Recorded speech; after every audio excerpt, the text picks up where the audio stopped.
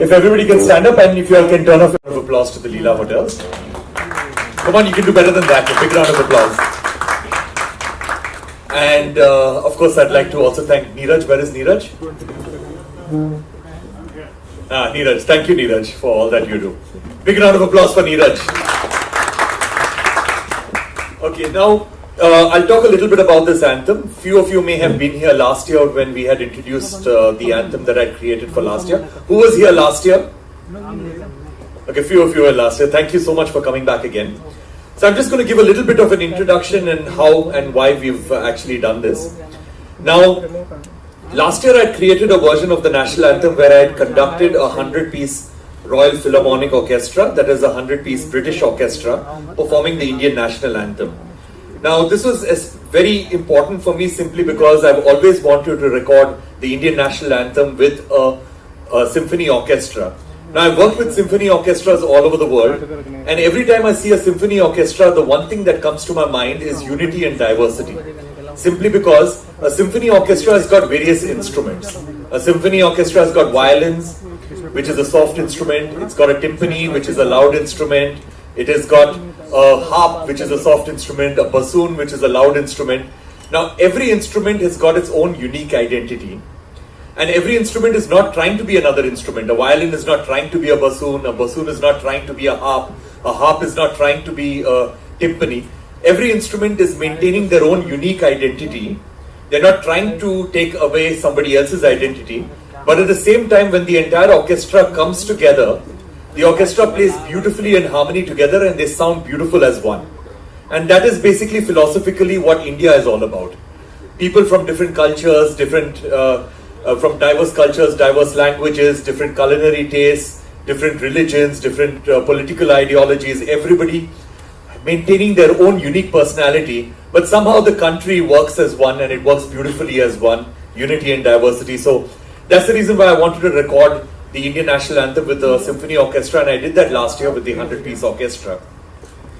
Now, I thought that this was going to be the penultimate version of the national anthem because I've created many versions even before that. I thought this is going to be my biggest version and my best version of the national anthem. And I thought I'm not going to create more versions after this because I'm not going to be able to better this. But then, after listening to that version of the national anthem for many months, and I'm still very proud of it, I felt that philosophically I've gotten what India stands for in that particular anthem, but not sonically. I felt that the sound also had to be very Indian in nature. So that is when I decided that let's get the best and the most renowned, the most critically acclaimed and the legendary classical musicians to actually perform the Indian national anthem on top of the British orchestra. So what we did is that I pursued all of these amazing classical musicians. I got in touch with Pandey Prasad Chaurasia. He agreed. I mean, it's amazing just to be in the same room with him, in his presence. It was absolutely amazing. Then got Rakesh Chaurasia, who just won 2 Grammy Awards this year. Then we got Rahul Sharma, virtuoso santoor player. We got Aman and Ayan, absolutely amazing sarod players. Then we got Jayanti Kumaresh, a veena player. Then Sheikh Mehboob, Mr. and Mrs. Sheikh Mehboob, that is the duo which play the Nadaswaram and are pretty much the flag bearers of the Nadaswaram. In fact, they won the Padma Shri award for it. And also Giridhar Udupa, one of the greatest Khatam players of our generation. Got all of them together. Now the next piece of the puzzle was that there is this institute in India, in Bhubaneswar. It is called Kalinga Institute of Social Sciences. The Kalinga Institute of Social Sciences is easily the most inspiring institute, educational institute, university that you will ever see anywhere in the world. Now, I had visited the Kalinga Institute of Social Sciences multiple times. In fact, I was very, very fortunate to get an honorary doctorate from the Kalinga Institute of Social Sciences. And the beauty of the Kalinga Institute of Social Sciences and why they are world renowned is that they educate, board, lodge, feed, completely free of cost, 40,000 tribal students at any given point of time. 40,000 tribal students are being educated, board, lodge, basically completely 360-degree taken care of by this institute. And what makes it even more special is that they've got 40,000 students who are in their alumni. So they've impacted the lives of over 80,000 students, 80,000 tribal people they have impacted their lives, and they do it so beautifully. The education is absolutely amazing. The food is very amazing over there. The way that they make it, everything is done in such a large scale. So I had a conversation with the Kalinga Institute of Social Sciences with their founder, that is Dr. Achyuta Samant, and I spoke to him about this particular anthem. And I told him that why don't I give a music lesson to your students? Why don't I give a music lesson? And the thing about Dr. Achyuta Samant is that he does not think anything in a small scale. Everything is very, very big. So we decided to do this for 14,000 students.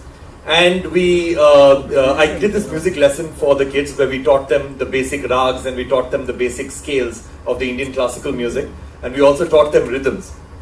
And this particular lesson was overseen by the folks from the Guinness World Record. The guys from the UK, the Guinness World Record folks. They came down, they ascertained it, and they figured out that it is the largest music lesson in the history of the world.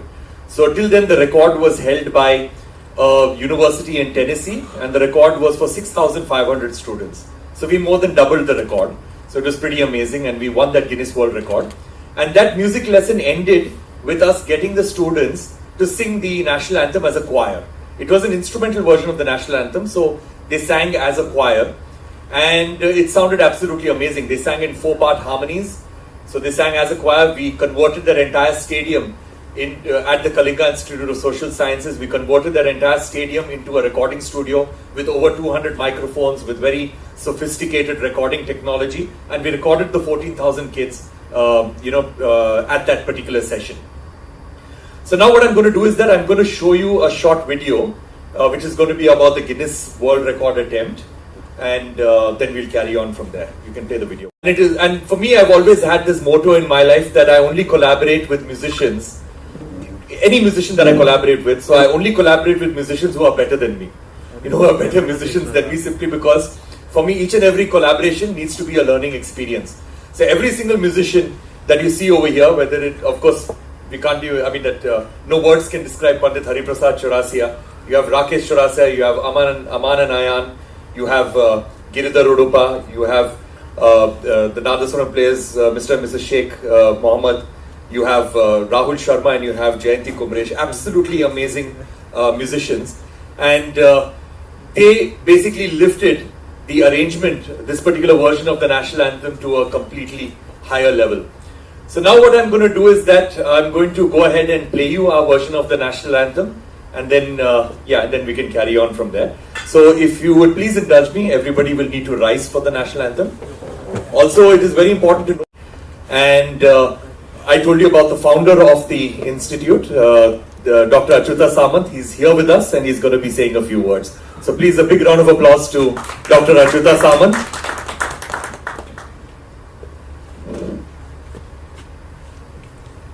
So good afternoon everybody present here, respected Adhikari KG and all the respected other persons associated with this program, respected press persons both from electronic print media and particularly officials from this great hotel dinner package. So I am very much happy and honored in the midst of all of you. You have been hearing a lot from the Mr. Ricky KG. He has told the entire things. We are very much happy that Kalinga Institute of Social Science is a home for 80,000 poor tribal children, 40,000 alumni, 40,000 in the campus. It is a school, it is a college, it is a university. Fully free, fully residential. Ricky KG has been great well-wisher and friend of our entire activities, kids and myself also. So he has been visiting our place. I am very much thankful to him. This year he has chosen our children to make this record, National Anthem of India, with the entire instruments and the great personalities in music line you have seen.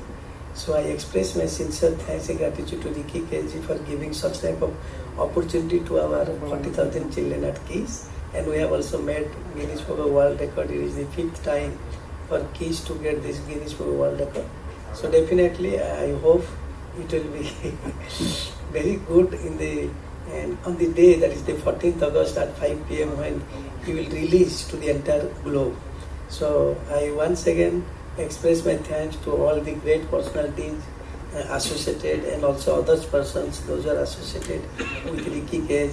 And I am myself very much happy that our KISS children, KISS has made many things great for entire India, many awards, many accolades, and particularly it is the biggest in the world that 40,000 children in one place, as rightly has told, fully free, fully residential, 65% of them are girls. So once again I wish this entire Ricky Cage program a grand success and will be definitely accepted by one and all after 14th August at 5 p.m. Thank you very much. I told you the release is on 14th August at 5 p.m. For our Independence Day, which as we all know is on the 15th of August. So we need a lot of support for that particular release. And the release is going to be made by this amazing record label, Universal India. Everybody's heard of Universal India. Everybody's heard of Universal Music. And Universal Music, one of the top labels in the world. In fact, the top label, right? Yeah. Universal Music is the top label in the world, and they're going to be releasing it internationally. So through their global footprint, they're going to ensure that this anthem gets heard everywhere. And the beauty of this is that Universal and me, we've been, I've sort of made my home Universal Music for the last couple of months, and you're going to be hearing a lot of announcements of work that we're going to be doing together in the coming weeks. But nevertheless, this particular anthem, I've not even signed a contract with them. That is the comfort level that we have, and that is how much of passion that Universal Music has for our Indian national anthem and for showcasing something for India. Also, this anthem is going to be completely non-commercial.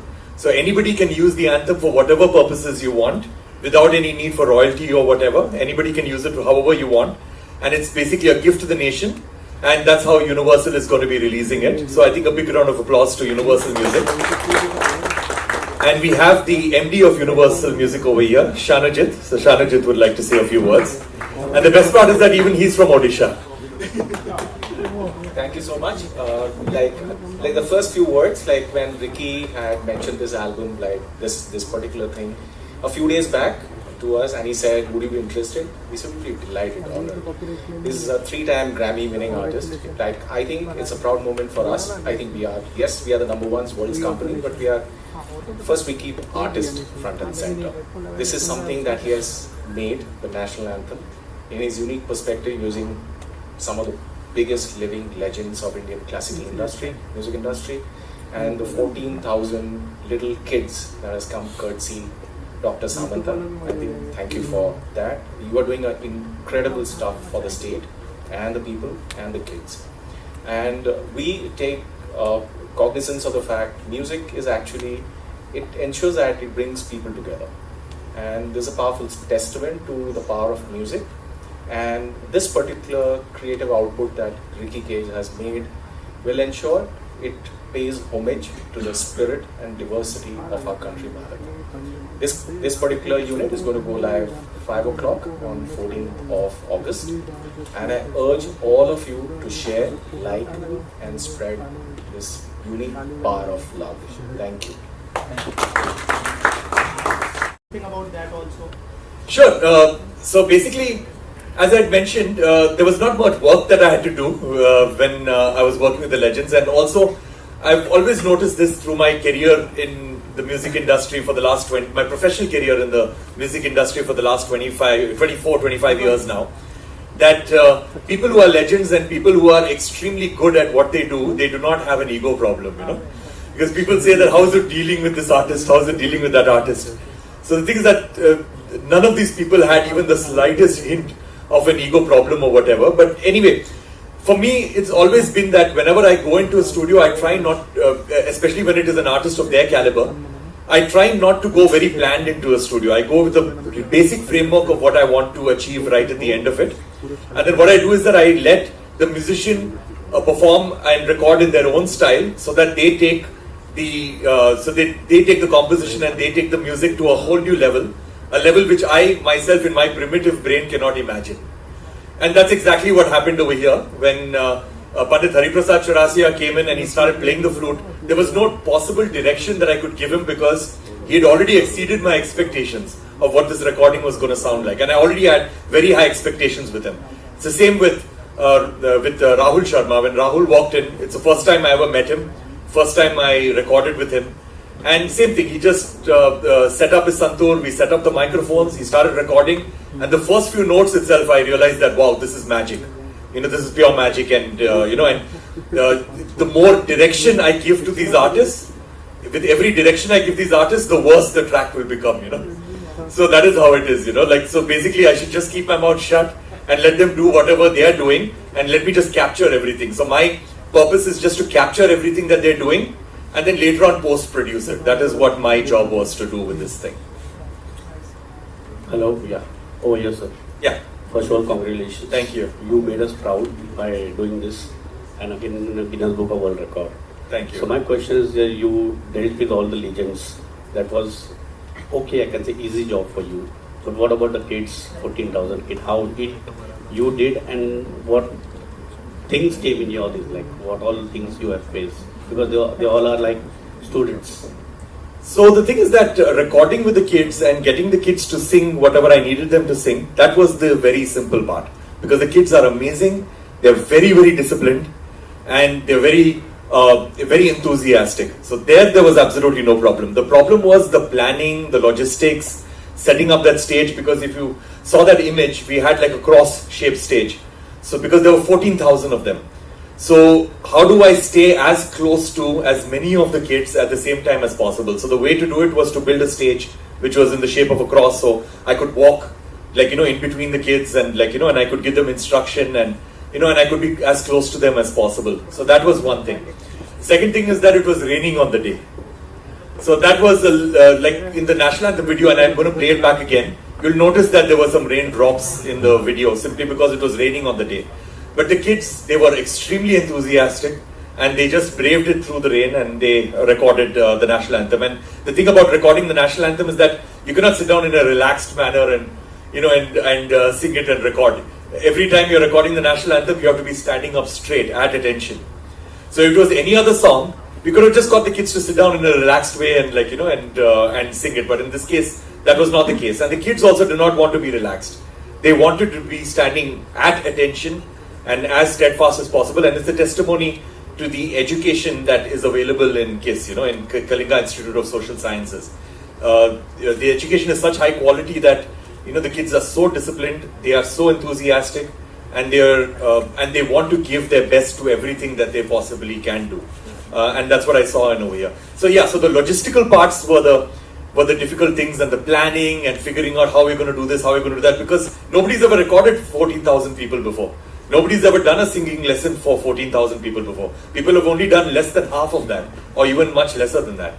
So all of this was completely new things that we had to figure out, and we had to figure out new methods of actually carrying this out, and that was the difficult part. But the kids were not at all difficult. That was the easiest part. I want to talk about Samantha sir. So sir, want to know the collaboration with sir that you did it, and first of all, very great job you are doing that, Odisha giving all the tribals all the education free of cost. So how came in your mind to support, or whatever you can say, collaboration? You see, So I have already told that Mr. Ricky KG is associated with our all works, activities, Kit, Kiss, myself, for the last so many years. He has already told he visits our place several times. So he has become a family member. And we all know, we all are great fan of Ricky KG. A 3-time Grammy awardee, great celebrity, music composer, everything. So our children are very much enthusiastic and interested to participate in this program under his leadership. So that has happened. As he has already told, we have been 40,000 children. Really, they are just like diamond. They are very disciplined, very nice. They are getting decent life with quality education and everything in one place, from standard 1 to doctoral program. That's why I told KISS is school, college and university.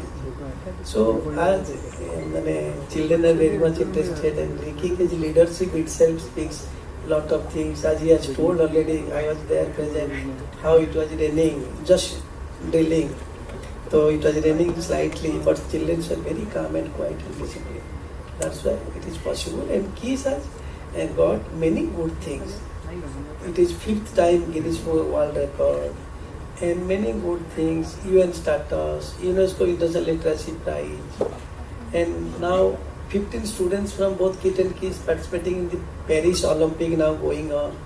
So we are too good in many aspects, which has attracted Ricky Cage to shoot this national anthem of India for this season with these children. Thank you.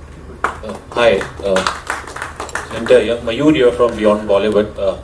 Firstly, congratulations. Unfortunately, I couldn't come in time to watch the video, but I'll catch it on YouTube. We're going to play it again, right? So I just had one question. Obviously, when you, any composer, any singer decides to do a rendition of the national anthem, are there kind of certain protocols laid out by the government which has to be followed? Can you talk about that? And also, I don't know, when you do that, do you also encounter certain bureaucracy?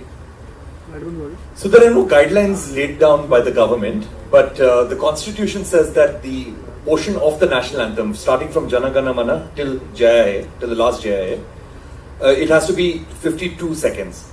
So that is something that is in the constitution. But it's not a hard and fast rule. You can interpret it in your own way. Like, for example, there have been versions which have stretched it, made it longer, and and there are versions which are 1 minute and 20 seconds and 1 minute and 30 seconds.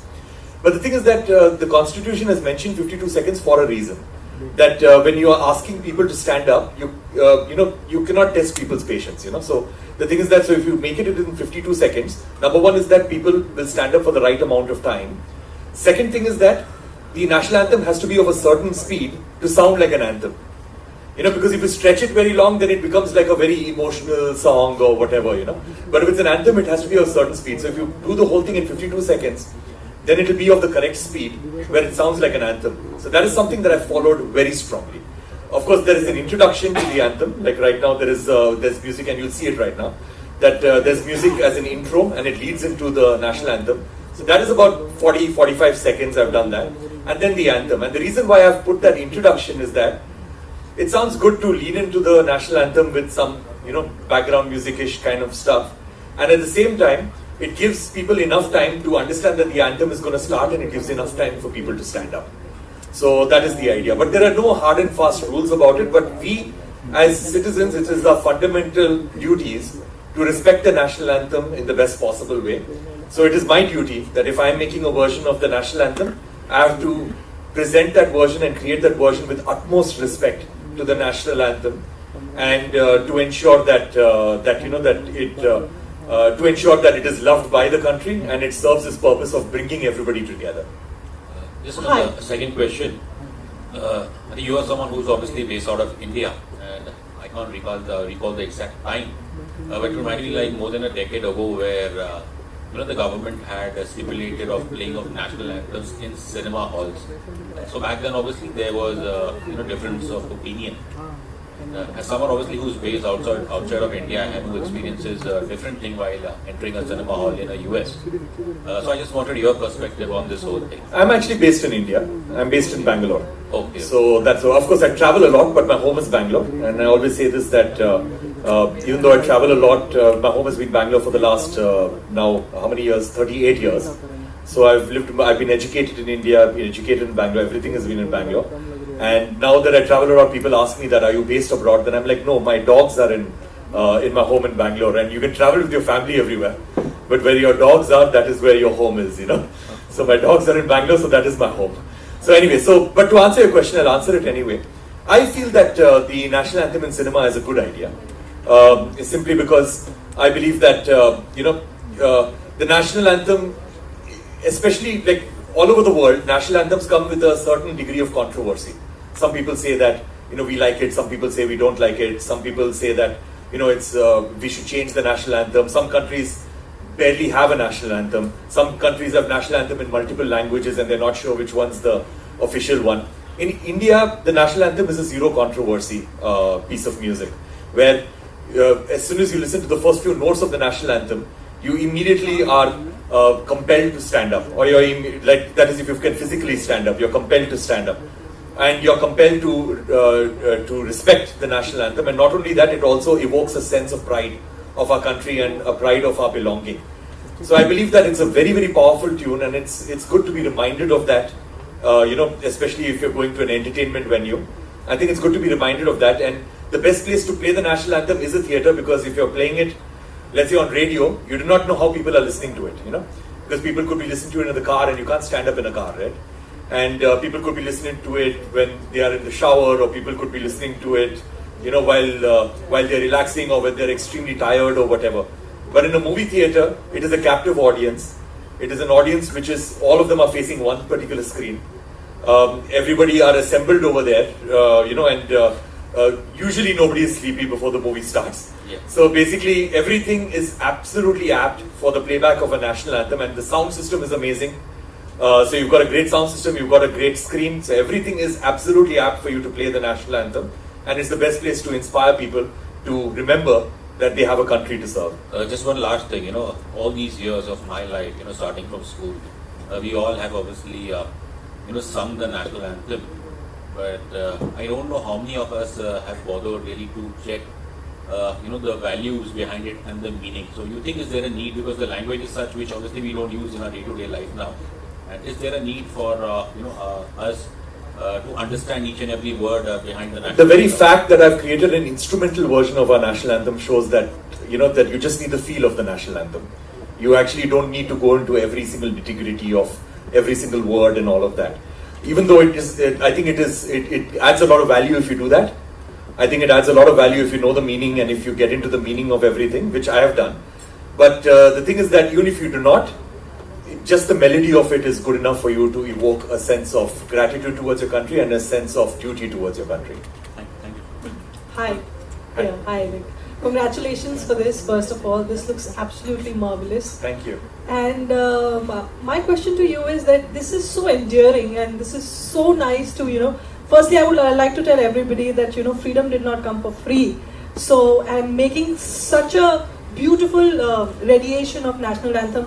When did this idea come into your mind that I'll get all the legends all together and I'm going to have 14,000 kids singing it? When did this idea come into your head? So this is amazing. I mentioned to you earlier about the whole story about how it came across that, so I'll just repeat it in bullet points. So last year I'd done the orchestral version, and then this year I decided that, after listening to that multiple times, that we have to get the Indian soul into it. So that is the reason why we got the best musicians in India to be a part of this. And then after that, inspired by the institute, because I visited the institute, that is Kalinga Institute of Social Sciences, so many times, that it just inspired me that I have to do something with the kids over here. I have to do a music class, and then, that has to culminate in them recording the national anthem.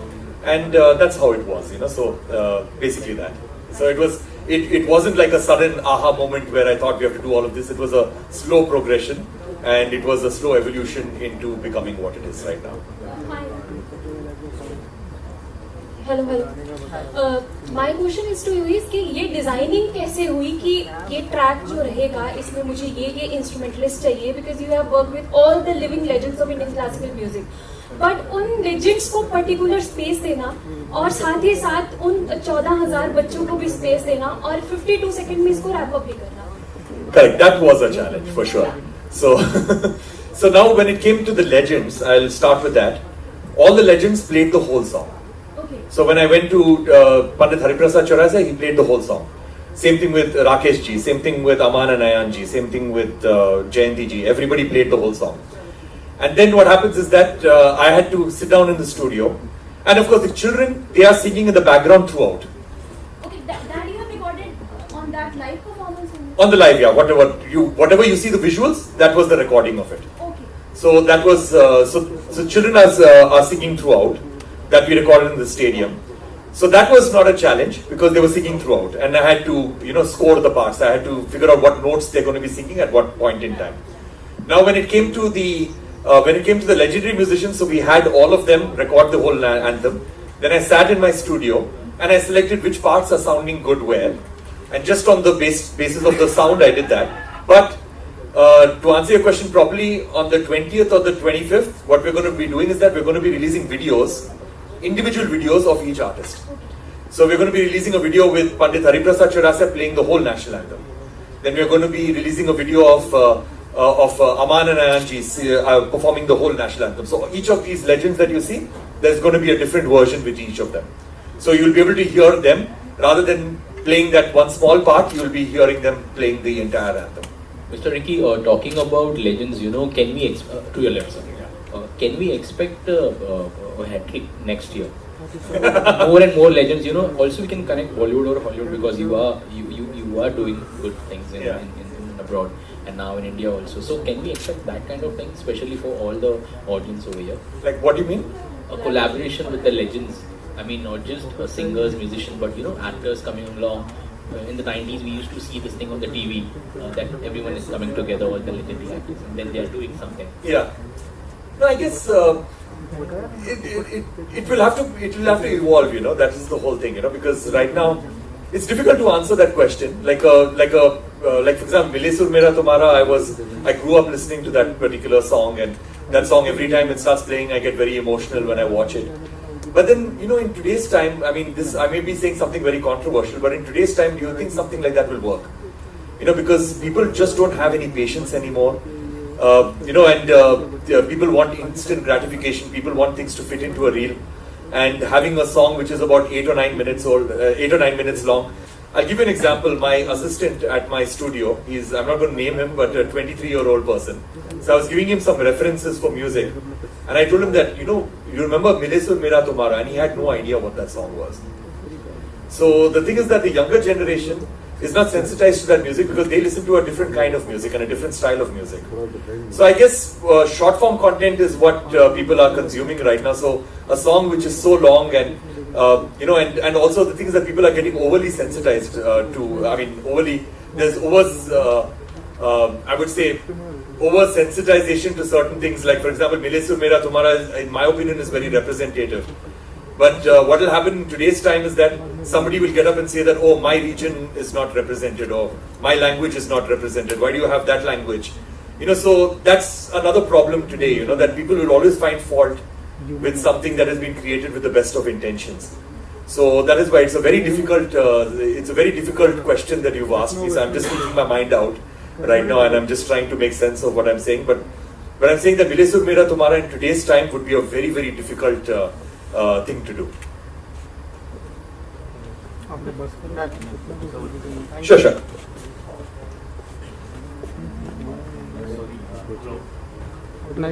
The world record already have done it.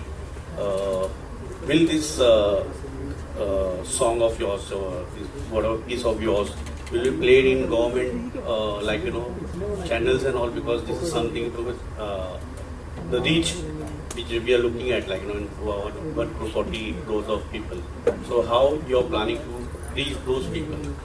So as of now, the idea is that we are giving it free for all. Nobody requires any permissions to use it at an event and all of that. So the previous version that I did last year, that is the orchestral version, a lot of schools and universities took it up across India, and they used to play it for their regular assemblies, and they used to play it for the regular events and things like that.